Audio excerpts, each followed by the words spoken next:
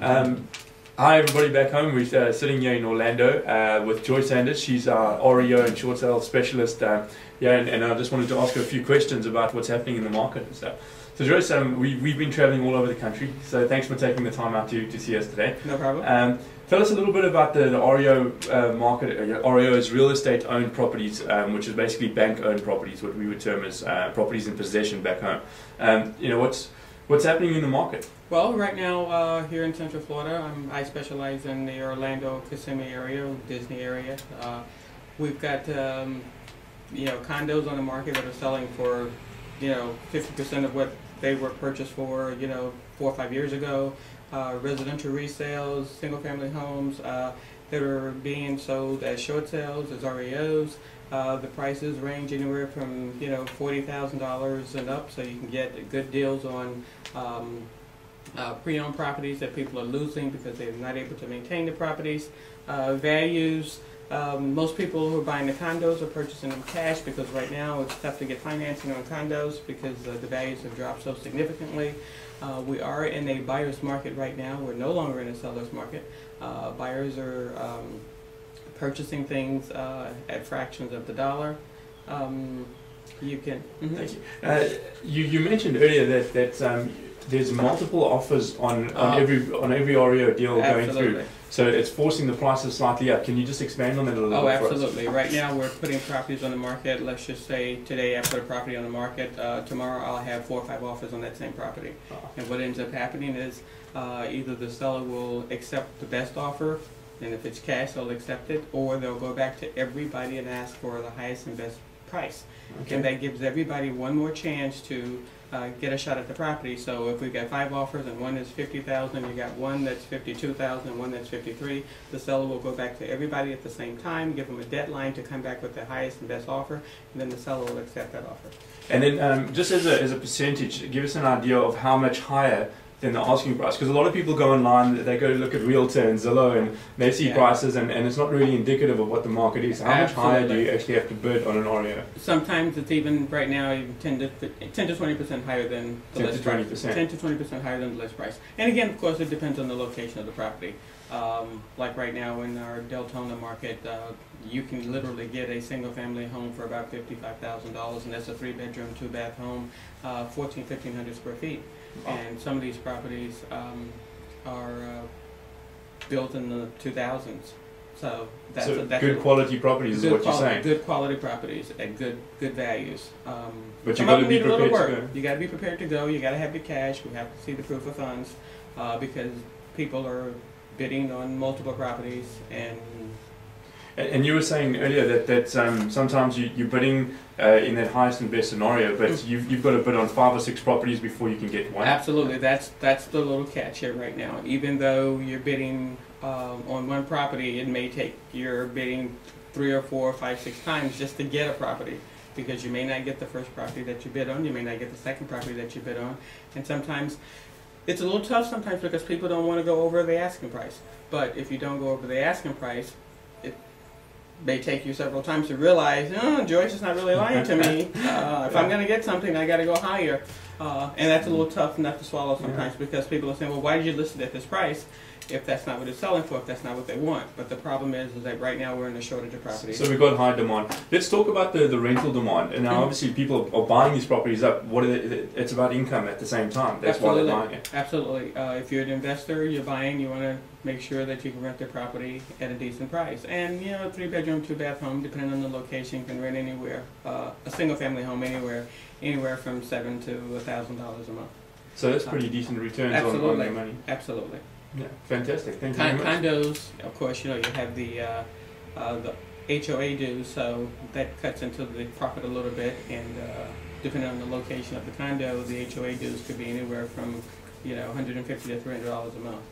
Wow. And in the area where we are right now, you're looking at probably $300 HOA dues. But then you can get like $900 for a 2-bedroom condo. So it's still not too bad, even with HOA fees included, if you're looking at a condo. But you'd recommend going for a single residential home? You get slightly better tenants, or just tell us about it. You don't have the high monthly HOA with the residential property. You may have an annual HOA, which could run anywhere from $200 to $300 per year. So you still have the opportunity to make a really good return on the money. And the average rental is about $900. And then let's talk about where those rentals are coming from. What kind of people are there? Where, employment. I mean, I know it's it's such a wide range and an open-ended question, but well, right now a lot of them are coming from people who lost their homes to foreclosures and short sales. So that's why the rental market is so strong right now. They need a place to live and they can't buy anything else. So probably 40 to 50% of the rentals are actually coming from people who've lost their homes to foreclosure and short sale. Where do you think the market's going? I mean, I know we none of us have we don't have a crystal ball, right? But well, it can only go up. I can tell you that. It's going to go up. It can only go up. It can't go down. So we're at the bottom. It's already showing some signs. I think we're already showing signs of improvement, and that's evident by the fact that we're having to do these multiple bids on properties. If you could write a contract today and get that property today, then we'd be in what we consider an average market or a stable market. But right now the market's improving, and if it's taking you 3 or 4 bids to get 3 or 4 tries or attempts to get one property, the market's going up.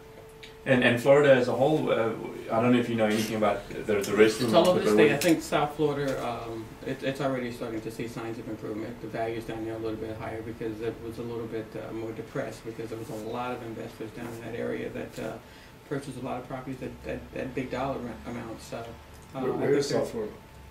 South Miami, down in that area. Don't expand on short sale. Could you just expand a little bit on the short sale scenario, how it works and how long it takes? Basically, a short sale is a property that someone owns and they owe the bank, let's just say $200,000 for the house because they purchased the house several years ago and they purchased it for $250,000.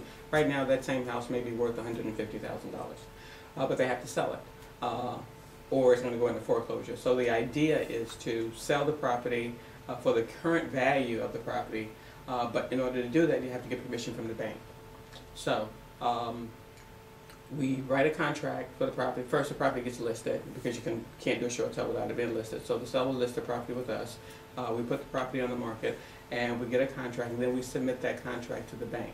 The bank then, in turn, gets a hold of the seller to get all the documentation from the seller. The bank wants to know, one, why you haven't paid the mortgage on the property. If you had some sort of significant hardship, that's the main focus on the short sales. The bank has to understand that there's a hardship as to why you have not been able to make the property. A lot of people, of course, are walking away from the properties because they think the property values just aren't there anymore, and why do I continue to make the payments? But that's not the bank's position. The bank's position is you owe me this money, and we want our money and we want as much as we can possibly get. So the bank is actually going to, in most cases, approve the short sale based on the comparables of current property values. So even though I write a contract, I list a property, let's say, for $150,000, and the properties in the area are selling for $175,000, the bank is going to send somebody out to see the property and do an appraisal. We call them BPOs, but it's basically an appraisal. Okay. And that's how the bank determines what they take for the property. So they're either going to take the offer that you've submitted to them, they're going to come back with a counter offer. The process takes a while because during this time period, they're looking at the financials, they're looking at the condition of the property, they need affidavits signed that the sellers are not related to the buyers.